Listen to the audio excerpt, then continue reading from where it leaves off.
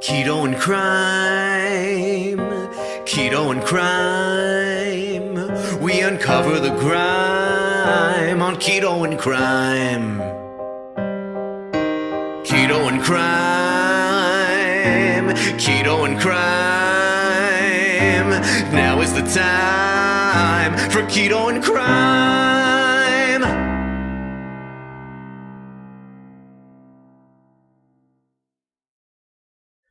Hey everyone, welcome to Keto and Crime, and no, I'm not talking to you about Bass Pro Shops today, I assure you.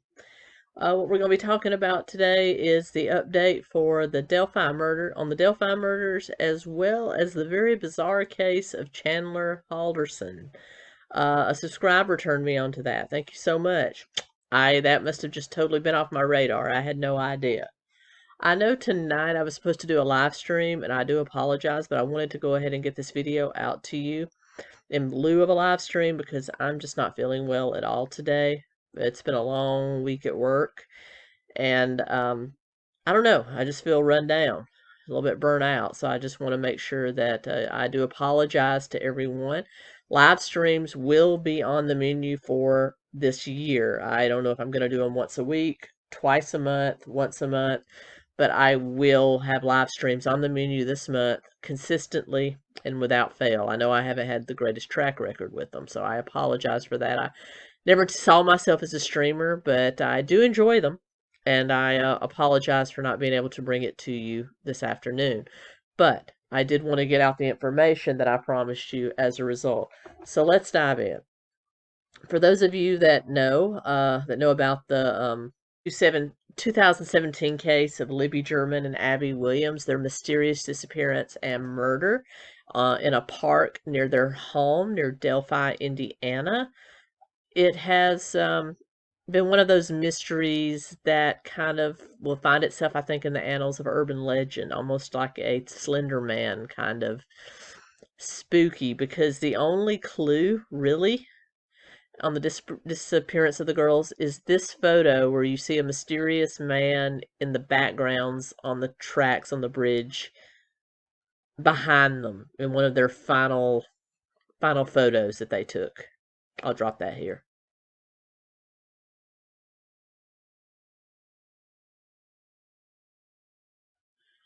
But this year there is some connection to the possible identity of that gentleman, and this is who they are saying that it is. Isn't this just a fine specimen of a man? Ooh la la.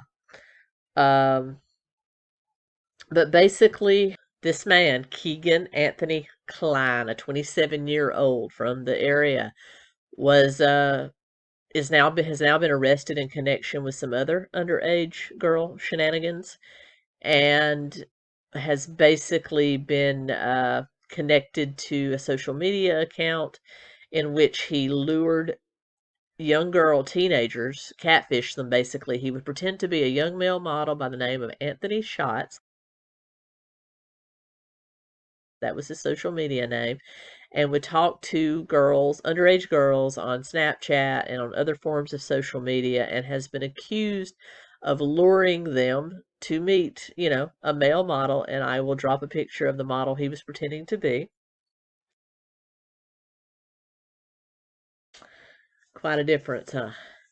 And so he is now in jail, and it is suspected that he may have been behind the disappearances from 2017. That's pretty much the entire update. He is in prison right now. He is in jail right now, and the investigation continues. But there's not much more on that right now, and I don't want to delve too heavy into it. If you would like me to do a deep dive on the case itself, the facts surrounding it, I'll be happy to. Just let me know down below. But that is it as it stands right now. No other evidence is connecting him to it as of yet. But if it does, I will be the first to bring it to you as soon as possible.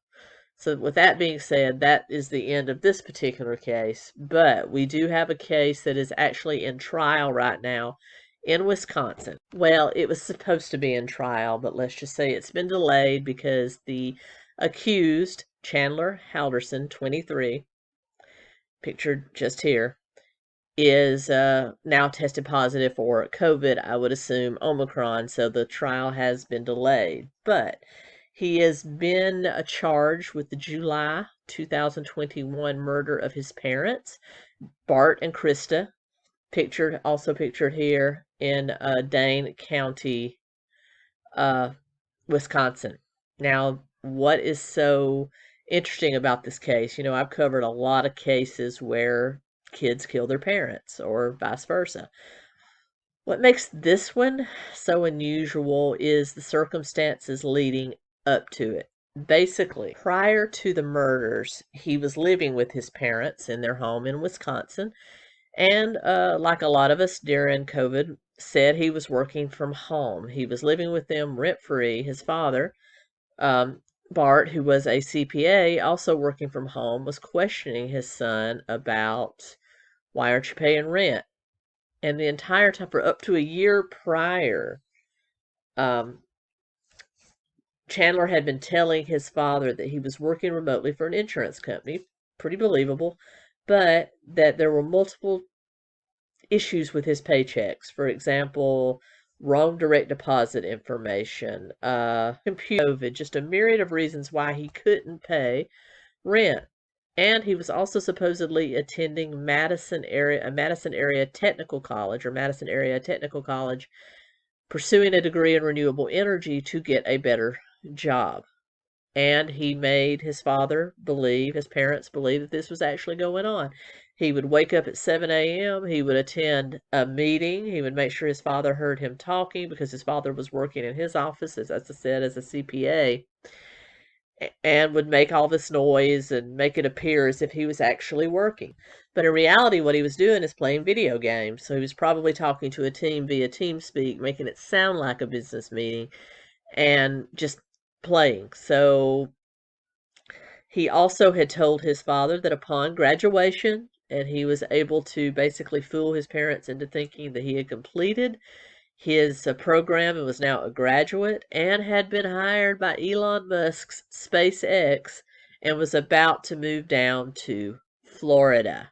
But the problem was that Bart finally got suspicious and started investigating his son's allegations. He actually took the dozens of fake emails that his son had fabricated between both the college and himself and American Family Insurance, which was the insurance he said he worked for, as well, showing the issues with the payroll and things like that, and forwarded them to contacts at both the insurance company and the college.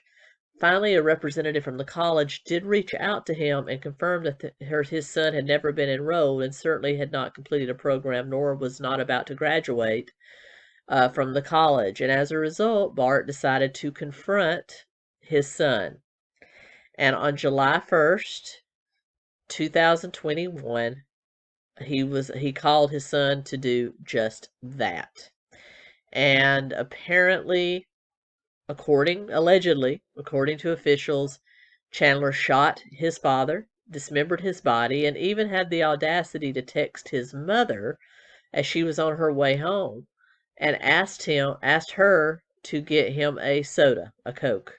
She said she would. She was last seen entering the home on July 1st and then was found in mid-July, around July 15th, 2001, dismembered in rural Dane County, Wisconsin. Her husband, Bart, was found about 7 days earlier, around July 8th. During that time, officials confirmed that Chandler Googled bodies found in Wisconsin several times. But he basically dismembered them, cleaned up the home, and spread their bodies around the rural county. Chandler was arrested that day and has been in custody on $1 million bond since. His trial was already starting early part of this month, but has been postponed now or delayed now due to him coming down with COVID. Upon being arrested, he only told authorities one thing: you don't know the whole story. And no, we don't, but I'm sure he's about to try to pin this all on his parents. So I'll be following this trial very closely and trying to give you updates and doing as much of a deep dive as I possibly can. This is a hairy one, y'all. I just don't understand how he could fool somebody, but being able to construct emails and make his parents believe him. His father was an accountant. That's a pretty, cerebral type of job. And, maybe he just maybe his father wanted to believe his son. I'm sure he did. But just makes it a very unusual case, the amount of lies that were spun in this. And it's just sad it had to end this way with patricide. There was no need for that. Just come clean to your parents. But anyway, I will keep you updated on this case. I hope you don't mind a video instead of a live stream. I will get that right going forward, and I do apologize. But until next time, I have 2 great videos coming out for you this weekend. I think you're going to enjoy them, so look for those Saturday and Sunday. 2 long form videos. I know there's a lot of people that are fond of that.